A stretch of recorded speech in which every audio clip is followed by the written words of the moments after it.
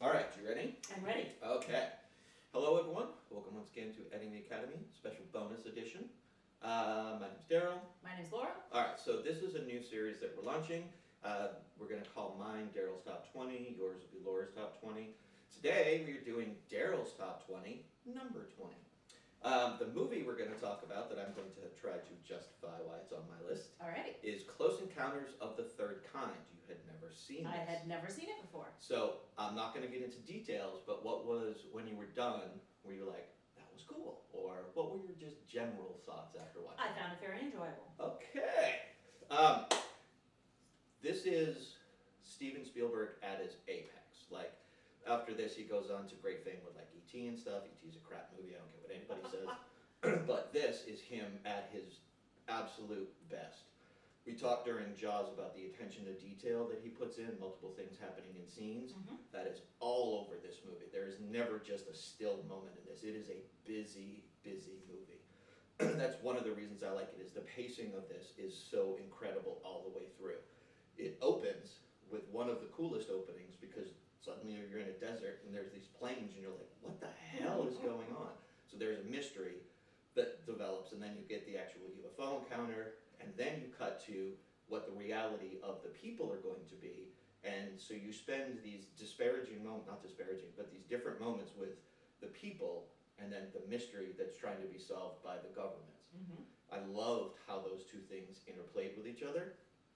Visually, the way he sets this movie up is phenomenal to me.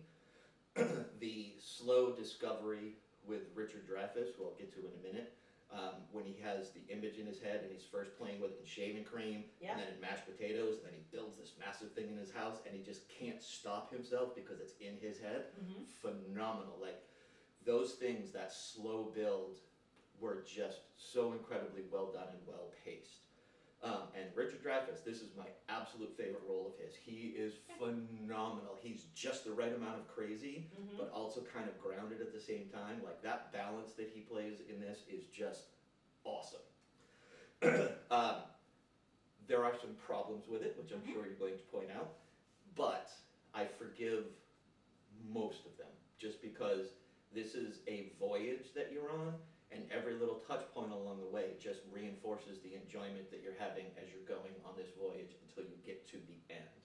I'm assuming you watched it on streaming? Yes. So Yeah. the one that's on streaming is not the director's cut. Oh. There is a director's cut version. There's a couple little extra scenes throughout, but it has 15 minutes at the end where he goes into the spaceship. Oh, And it's I did not see that. No, Okay. if you ever do get a chance, just Yeah. fast forward to the end. It's awesome, particularly for 1976 or Okay. 77. Eight. No, 77, because it came out. Oh, that's right. It was last year. Yeah. It's phenomenal. For the effects that they were able to pull off for that would be challenging for a lot of people even today with like the visual effects that they do like in Marvel movies and things. It's amazing. I understand why they cut it, because it's long. It just Okay. it's way too long. All right. But it is awesome to watch, at least once. Some of the things that I really like about this is a movie where it's not an alien invasion movie. They are invading, but they're doing it, They're visiting. yeah, and they're doing it kind of nice. Like, oh hey, we're sorry we took these people from you, but we did it because we wanted to understand you. Here Here they are. Yeah. They didn't choose governments, they chose people. One of the things that they point out later in the movie is that these people were chosen because everybody's flocking to this place. Not everybody, but very Yeah. specific. Yeah. They want to people, be there. right? Because they were chosen. The aliens said, "We'd like to get to know you better. Come visit us." And most of them are being kept out, except for Richard and her, whose name I can't remember. Jillian. But yeah. This movie is a lot of different movies in one. It is silly. It's a horror film. It's a study in mental breakdowns. It's funny. It's grand in scope. It's also very intimate in moments. And it's kind of a government conspiracy movie at the same time. It's all Very of these much. things wrapped in one, and it handles them all, I think, beautifully. Okay. That's my pitch. All right, so I decided to approach this by asking questions about the movie Okay. for you. My first question is, and I think I know the answer, is the third guy that was going to the mountain with Jillian and Richard Dreyfuss, did they kill him or was that just a sleeping gas? Sleeping gas. Okay, all right, that makes things much better for me, so thank you. You mentioned mentioned there was a horror movie element to this. You famously don't like horror movies, No. and yet the scene in Jillian's house was very much a horror movie. Yes. So I would love to see, like, how did you react to that? The first time I was terrified, Okay. and then once you realize that you're never going to see anything, and there are absolutely no jump scares. There's moments, but Yes. there's no jump scares. It's not that I don't like horror movies. I just don't like jump scares. Okay. You can make me tense, and you can keep me tense for a very long period of time, Yes. as long as you release that by not having a jump scare. Then I'm totally fine. Okay. So that I thought was excellent, because like I said, it is all of these movies. There is that 5-10 minute scene where it is nothing but a horror movie. It's like It is, like you can yes. see how It's he went scary. on to do Poltergeist and do that effectively, you know? Right. Okay, interesting. So they didn't show the aliens themselves until near the end. So I saw that as very similar to Bruce the Shark with Jaws. And so I was wondering, was that something, do you think he also did on purpose because of the technology? I didn't know that they had lots of scenes with the aliens at the end. So did they do it because of the technology or because of they wanted to build up the tension, or why do you think they did that? I think it's the monster rule. Don't show it until the end and only when necessary. And it is necessary to see them at the end. And you notice there are two different kinds. There's the cute little guys, and then there's the big spidery type of guy. Yes. And the ending scene when they go in, the only aliens that are there, it's just all on the inside of the spaceship, and you're seeing spaceships going, and lots of colored lights. There's not like suddenly aliens being like, "Hey, come with me, let's go this way." It's like, it's not a voyage through there. He's just standing in awe, watching all of it. So yes, I think they made the right choice and to only show it at the end. And when that spidery one comes out, you are kind of creeped out a little It's a bit. little creepy. Yeah. Yeah. Okay. What about the like semi but not really kiss romance between him and Jillian and him and his wife and the family that he leaves behind? And Terry Gar, like, who was amazing. she was amazing, and I would leave him as well. So I think she was fair in that. But like, that's the only problem I had with him specifically as a character, and I understood she could not understand what he was going through. But like, what are your thoughts about him as his relation to his family or to Jillian and her son? I think the kiss was not a romantic kiss. Okay. It was in the moment because they are separating, and he's going to go on and do this thing, and she is not, and they have shared this moment. So I think it's intimate, absolutely.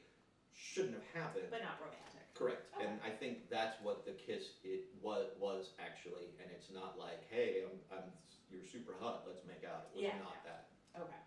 And do you believe in life outside of Earth? Absolutely, I think anybody who doesn't is a moron. Oh, okay, good deal.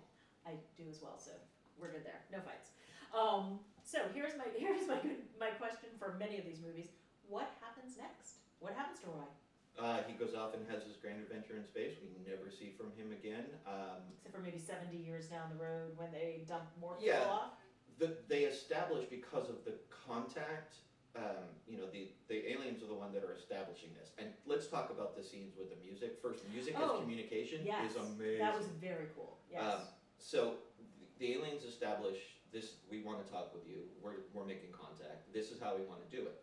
They're gonna come back, Mhm. and there will probably be something that would happen and develop over the next 50 years. I think it's just going to be very slow, because if they've been capturing people, talking with them, they realize probably should take it easy with the human race. They're very fragile. Yeah. Yeah. So yeah, I think that's what happens. Okay, interesting. All right.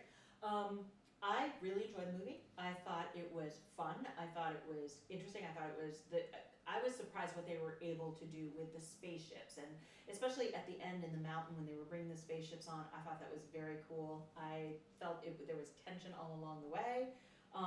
Yeah, I thought it was a fun popcorn movie. I enjoyed it. I didn't see it for the technical aspects that you saw it. I just thought it was fun to watch. So that, with these kind of things, is going to be the reoccurring theme, why these are our favorites. Yes. They are rewatchable, you enjoy it. The more you see a lot of these films, the more you enjoy it, because you can start quoting it, or you know what's going to happen, you Right. look forward to your favorite moments, things like that.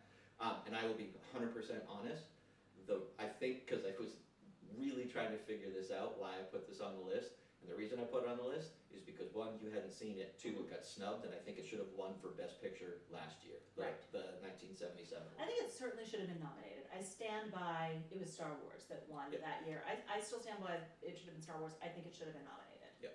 And when you put the two like back to back, it's an interesting comparison. And they all became very, very good friends. Right. Mm-hmm.